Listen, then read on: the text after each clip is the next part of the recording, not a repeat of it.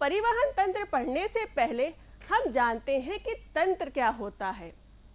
जब बहुत सारे अंग साथ मिलकर एक बड़ा काम करते हैं तो ऐसी व्यवस्था को हम तंत्र कहते हैं। ये देखिए इस चार्ट पर, यहाँ पर सबसे ऊपर ये हमारी खाल है जिसने हमारे शरीर की रक्षा कर रखी है, और इसको अगर हम हटा दें तो नीचे ये हमें पेशी तंत्र मिलता है। पेशियां क्या होती हैं? ये छोटे छोटे धागे साथ में मिलकर कोई काम कर रहे हैं। जैसे आप अपना हाथ ऐसे ले और अंगूठे से अगर इसको खींचे तो आपका पंजा ऊपर उठता है। इसका मतलब क्या हुआ कि इस पॉइंट पे जो धागे हैं वो खींचे और पंजा ऊपर उठा।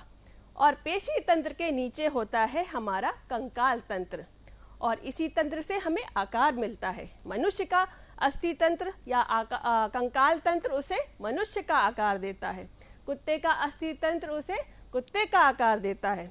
और इन दोनों ने, अस्थि तंत्र ने और पेशी तंत्र ने, इसको सारे अंगों को चारों तरफ से घेर रखा है। अंग तंत्र क्या होते हैं? जैसे हमारा पाचन तंत्र, पाचन तंत्र में हमारा खाना पचता है, या फिर हमारा श्वसन तंत्र जो हमें सांस लेने में मदद करता है, या फिर उत्सर्जन तंत्र जिससे हमारे शरीर के खराब पदार्थ बाहर निकल जाते हैं। और इन सभी को चाहिए ग्लूकोज और ऑक्सीजन, और ये कौन पहुंचाता है? ये पहुंचाता है हमारा परिवहन तंत्र जो कि प्रत्येक कोशिका तक पहुंचता है। आज हमको इसके बारे में पढ़ना है। और इन सब को कब क्या काम करना है इसका आदेश कौन देता है? ये है हमारा तंत्रिका तंत्र या नाड़ी तंत्र। तो मानव का जो परिवहन तंत्र है वो 3 भागों से मिलकर बना है: हृदय, रुधिर वाहिनियां और रुधिर। तो सबसे पहले हम जानेंगे हृदय के बारे में। ये हमारे परिवहन तंत्र का मुख्य अंग है, और यह एक त्रिकोणनुमा मुट्ठी के आकार की पेशी संरचना है। ये हमारी मुट्ठी है ना, ये देखिए ऊपर से चौड़ी और नीचे से पतली, तो ये एक त्रिकोणाकार है। और ये कहाँ होता है? ये देखिए, ये हमारा है वक्ष भाग यानी सीना। तो ऊपर खाल है और नीचे ये क्या हुआ? पसलियां। इंग्लिश में इसे कहते हैं रिब केज। अगर हम इस रिब केज को हटाएं तो हमें नीचे जो अंग मिलता है ये है हमारे फेफड़े यानी लंग्स, और लंग्स के नीचे ये देखिए, ये है हमारा हृदय यानी हार्ट। और ये जो आप छोटी छोटी नलियां इसे निकलते हुए देख रहे हैं ना, ये है रुधिर वाहिनियां। इन्हीं के बारे में हम आगे पढ़ेंगे।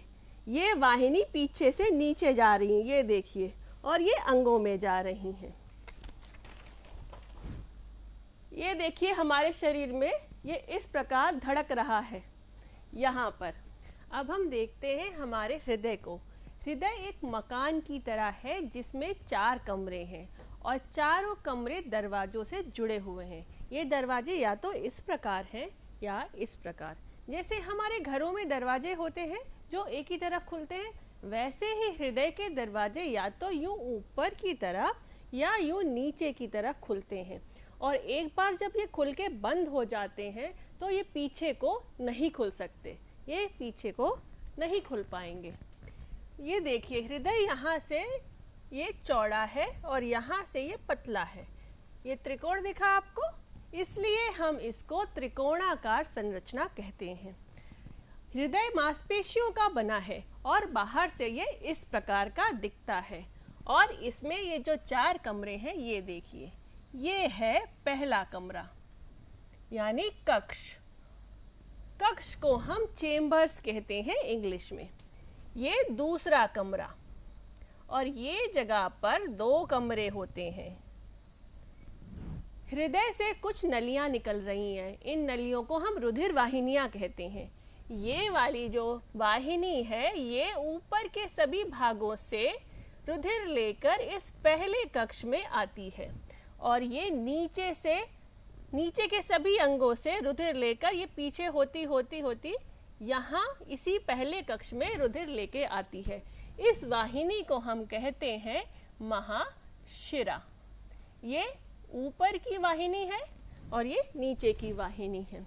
और जब रुधिर हृदय से जाता है सभी अंगों में, तो यहाँ से ये नीचे की ओर, ये हृदय के पीछे पीछे जाएगा और यहाँ ये वाहिनी पीछे से निकलेगी, नीचे की ओर सारे अंगों को यहाँ से रक्त पहुँचता है और इधर से ऊपर के सभी अंगों को ये रक्त पहुँच जाएगा। तो इस वाहिनी को कहते हैं महाधमनी। इंग्लिश में इसे हम कहते हैं एओर्टा और इस महाशिरा को कहते हैं वेना कावा। अगर हम हृदय को एक सेब की तरह पकड़ें और इस तरह लंबाई में काट दें, तो आपको इसके चारों चेम्बर्स यानी कक्ष दिखेंगे।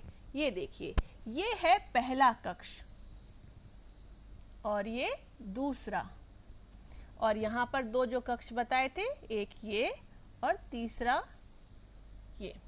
अगर हम इसमें इस तरह से एक लाइन डाल दें, तो इस तरफ के भाग को हम कहेंगे राइट यानी दायां, और इस तरफ के भाग को हम कहेंगे लेफ्ट यानी बायां। तो अब ये जो फर्स्ट चेम्बर है, ये बन गया हमारा दायां आलिंद। ऊपर के दोनों चैम्बर्स को हम आलिंद कहते हैं। तो ये फर्स्ट चेम्बर हुआ दायां आलिंद और ये हुआ बायां आलिंद, और ये थर्ड चेम्बर हुआ हमारा निलय। तो ये राइट साइड वाला हुआ दायां निलय और लेफ्ट साइड वाला हुआ बायां निलय। आलिंद को इंग्लिश में हम एट्रियम कहते हैं। क्या? एट्रियम।